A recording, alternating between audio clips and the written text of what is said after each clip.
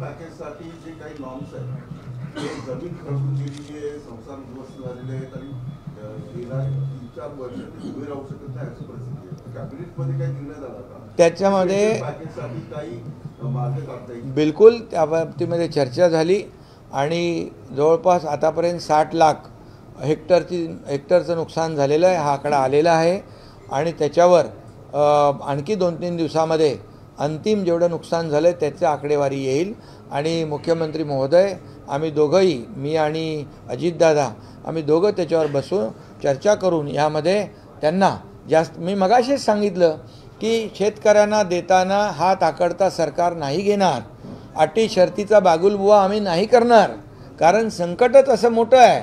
त्यामुळे यापूर्वी देखील जेव्हा संकट आलं तेव्हा देखील सरकार त्यांच्या मागं उभं राहिलेलं आहे. त्यामुळे त्यांना भरीव मदत आम्ही देणार आणि त्यांना या संकटातून पुन्हा उभं करणार. साहेब, तुम्ही मुख्यमंत्री असताना शेतकऱ्यांना भरघोस अशी मदत केली होती, तशीच मदत आता देखील आपण शेतकऱ्यांना करावी अशी मागणी राज्य मंत्रिमंडळाच्या बैठकीमध्ये अनेक कॅबिनेट मंत्र्यांनी केलेली आहे. त्यावरती लवकर निर्णय होईल. हां, मग त्याच्यावर आम्ही मुख्यमंत्री महोदय आणि आम्ही चर्चा करून त्यावर निर्णय घेऊ ना. एक म्हणजे त्यांना मदत ही जी आहे दिवाळीपूर्वी मिळावी असा आमचा प्रयत्न आहे आणि ती आम्ही देणार दिवाळीपूर्वी. हां, कर्जवसुलीसाठी बँकेने कुठल्याही जर नोटीस दिली त्याच्यावर कठोर कारवाई केली जाईल.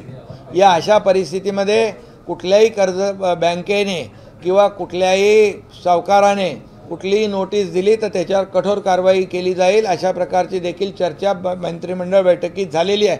अरे शेतकरी तिकडे डोळ्यात त्याच्या अश्रू आहे आणि त्याच्याकडे काय वसुलीचा तगादा लावणार तुम्ही? या अशा लोकांवर कठोर कारवाई करून त्यांना बरोबर